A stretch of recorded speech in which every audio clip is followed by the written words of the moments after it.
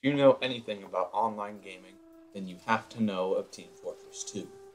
Class-based FPS has come a long way and left a trail in its wake far greater than the game itself. And looking back at how the simple game has evolved over the course of 12 years, you can easily see that the story is amazing.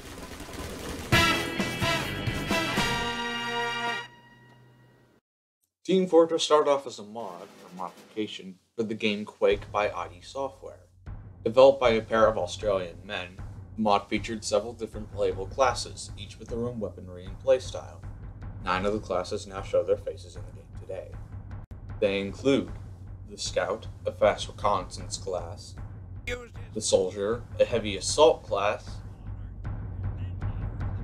Pyro, a fire specialist, the Demo Man, an explosive expert meant for crowd control, the Heavy, a minigun wielding tank of a man, the Engineer, a defensive builder, the Medic, the team healer, and the only one at that, the Sniper, a long-range weapon master, and finally, the Spy, a stealthy trickster. The concept of the game was simple. Each player would select their class and do battle in numerous game modes across multiple landscapes or maps. This mod quickly became popular, and Valve hired the 2 creators onto the Valve team to begin producing a standalone title under the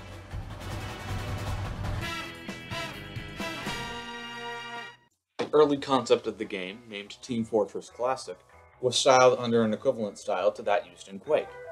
The 9 classes remained as they were in the Quake mod with one exception. The Spy class now had an option to disguise as a member of the enemy team, which was inspired by a glitch from the Quake mod. Occasionally, a player would appear to be on the enemy team, which allowed him to ambush players who confused the player as their teammate. This feature was implemented into the new game. Unfortunately, with the release of the updated source engine, the game was cut short in development. However, loose coding in the game Half-Life 2, developed on the new engine, revealed that a game was being developed in it. Called Team Fortress Invasion, the new game depicted a team of aliens and a team of humans in combat over resources. However, it and the old game shared a few problems that needed to be addressed. With the models in both early games, the classes were hard to distinguish from one another. Also, the game ran into problems considering similarities between games like Call of Duty and Halo. Therefore, a new game had to be developed under a completely different style.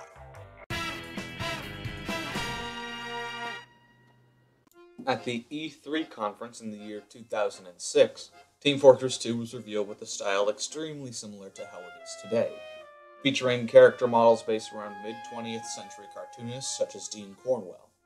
Each of the classes were given their own background and look. The new style appeared to many, and the game had a fairly successful release in October of 2007 for the PC and as part of the Orange Box bundle. Team Fortress 2 was considered a work that would be added to in the near future.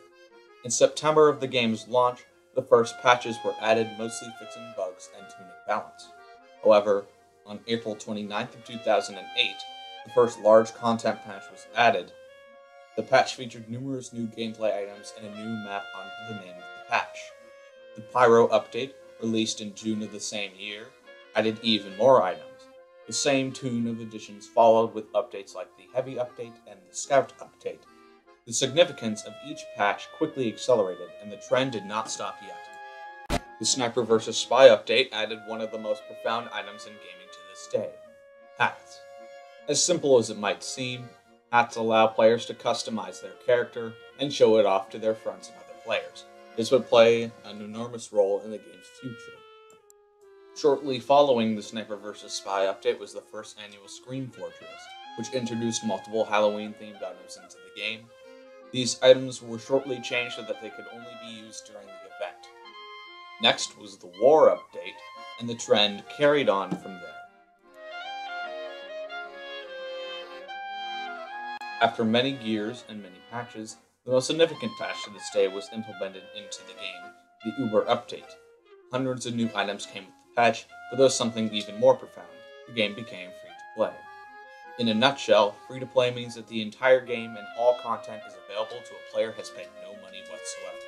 This brought a flood of new players into the game, and even for a moment, the game had as much of a player base as the MMORPG World of Warcraft. But with this addition, how would Valve profit off the game they spent 8 years developing, and even more patching? The simple answer: hats. With the flood of new players, hats became a statement that placed old players higher than the new ones. The simple headgear allowed a person to say that he or she was better than their opponent. This started a fake economy revolving around the trade of headgear. And at the top of the system, the metaphorical $1 trillion bill was the unusual hat. Game, a player would periodically find crates. These crates could be opened with keys purchased from the online shop for $2.50. When a crate is opened, you have a chance of getting any one of the items listed on the crate. However, an exceedingly rare item is listed on every crate. This item, an unusual hat, has a 1% chance of being inside an open crate. An unusual hat is exactly the same in appearance to a regular hat. The difference? A particle effect was generated on the player by the hat. This caused an enormous want for the items, and the system of demand, the economy, was set. Team Fortress 2 had become a major gaming power. Team Fortress kept it going. Shortly after the release of the Uber update, the third annual Screen Fortress launched, creating a second height of players. Like the update before it, which introduced a new boss under the name of the Horseless Headless Horseman, who would occasionally appear on a certain map, this map released a similar enemy, who likewise had his own map. Also in the release was a new crate, which contained special items, and even new effects for unusual hats. Hundreds of content patches were released afterwards, and the player count remained around the same number. The following Screen Fortress update introduced another new boss and even more items, and later, the Man vs. Machine update introduced completely competitive play, and the game looked on to a bright future. However, this quickly changed.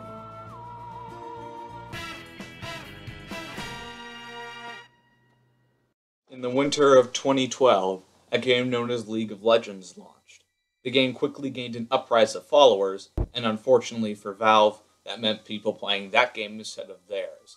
The player count sharply declined, and even with the new game mode, Team Fortress looked like it was heading to its grave. Fortunately, in the following years, the player base has been sustained by popular YouTubers who play the games, particularly star_German985 and Markiplier. However, the most significant factor leading to Team Fortress staying alive was the community. With the game's modding tools open for business, the community was able to create hundreds of custom game modes that thousands of people enjoy, maybe even more than the official game modes themselves. Some include Versus Saxton Hale, Super Zombie Fortress, Dodgeball, and Death Run.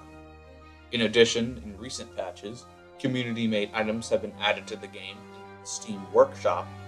Designers can post their own ideas, and some might even find themselves getting their ideas placed in the game.